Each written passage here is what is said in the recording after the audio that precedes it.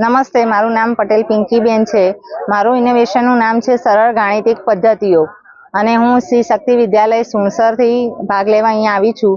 તો ધોરણ 9 અને 10ના બાળકો માટે કેટલીક સરળ ગાણિતિક પદ્ધતિઓનો ઉપયોગ એ લોકો સરળતાથી બોર્ડમાં કરી શકે એના માટેની કેટલીક રીતો છે।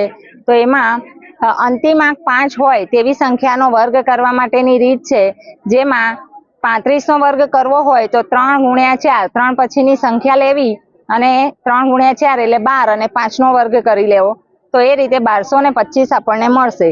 એ જ પ્રમાણે 3 અંકની કે જેમાં અંતિમ આંક એટલે કે એકમનો અંક 5 હોય તો એવી સંખ્યામાં 12 પછીના અંકનો ગુણાકાર કરીશું એટલે આપણને 156 અને છેલ્લે 25, એટલે આ રીતે આપણને એનો વર્ગ મળી જાય। તો બાળક સરળતાથી આનો વર્ગ કરી શકે એટલે ગુણાકાર કરવાનો એનો સમય બચી જાય છે, તો બોર્ડમાં સારું પરિણામ મેળવી શકે।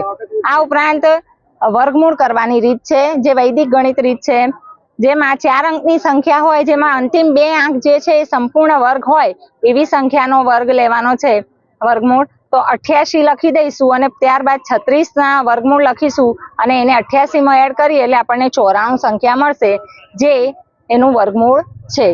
આ જ પ્રમાણે અહીંયા બીજી એક વૈદિક ગણિતની રીત છે, જેમાં કેલ્ક્યુલેટર વગર 27નું વર્ગમૂળ શોધવું હોય તો બાળકોને કન્ફ્યુઝ થઈ જતા હોય છે। તો એના માટે આપણે લખવાનું કે 27ની નજીકનું વર્ગ કોનો છે તો કે 25, તો 25 + 2 એટલે 27 થાય।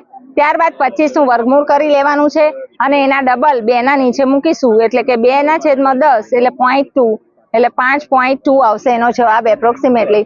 એટલે કે વિધાઉટ કેલ્ક્યુલેટર પણ આપણે જે સંખ્યાના વર્ગમૂળ નથી નીકળતા એ વૈદિક ગણિતથી આપણે સરળતાથી ગણી શકીએ છીએ। એ જ પ્રમાણે બીજું ઉદાહરણ પણ અહીંયા લીધેલું છે 44 તો 49 - 5 એટલે આપણે વત્તા કાં તો ઓછા કંઈ પણ કરી શકીએ। અને 49નું વર્ગમૂળ 7 થશે, 5 અને છેદમાં આપણે 14 કેમ લીધા છે તો કે ભાઈ 7ના ડબલ એટલે 14, તો એ રીતે આપણને 6.65 44નું વર્ગમૂળ મળશે। આ ઉપરાંત કેટલીક શોર્ટકટ ટ્રીકો છે કે જે પાસા પરના પરિણામોની સંખ્યા માટેના છે। તો પાસા પરનો સરવાળો લખી દીધેલો છે 12, તો ભાઈ મિનિમમ સરવાળો 2 મળશે, 2 3 4 5 6 7 8 9 10 11 અને મેક્સિમમ 12 મળશે। હવે એનાથી મળતા પરિણામો કેટલા છે તો કે બાળકને બધા પરિણામો 36 લખવા ના પડે, તો એના માટેની શોર્ટકટ ટ્રીક છે 1 2 3 4 5 પરિણામ મળશે। અહીંયા 12 થી 1 2 3 4 5 અને વચ્ચેનું પરિણામ છે 6, તો આ રીતે બાળક સરળતાથી ગણી શકશે। આ ઉપરાંત નિત્યસમની વાત કરીએ તો નિત્યસમ બાળક માત્ર ગોખે છે સમીકરણો, તો એ સમીકરણો ના ગોખતા એને સમજે કે આ શું છે, નિત્યસમ શું કહેવા માંગે છે તો કે એક પ્રકારનું ક્ષેત્રફળ છે, a નો વર્ગ AB એટલે 2AB અને b નો વર્ગ એટલે a, એટલે આ પ્રમાણે ક્ષેત્રફળ છે આ સૂત્ર એ શું દર્શાવે છે તો કે ક્ષેત્રફળ દર્શાવે છે। આ ઉપરાંત અહીંયા કેટલીક sin θ ત્રિકોણમિતીય ગુણોત્તરો ની શોર્ટકટ ટ્રીક છે, તો કે sin θ ની વેલ્યુ એક જ યાદ રાખવાની છે અને બાકીના બીજા બધી જ વેલ્યુ યાદ રહી જાય। તો કે પહેલા 0 1 2 3 4 લખી દેવાના, ત્યારબાદ /4 બધા ખાનામાં અને બધી સંખ્યાઓનું વર્ગમૂળ।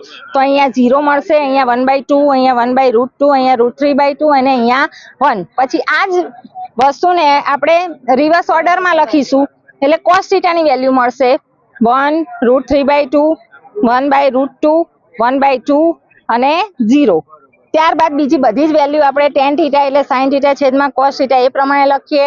cosec θ એ sin નો વ્યસ્ત છે, sec નો વ્યસ્ત cos છે અને cot નો વ્યસ્ત tan છે। તો આખું ટેબલ એક જ ટેબલ પરથી કે એક જ રો ઉપરથી આખું ટેબલ બની જાય છે।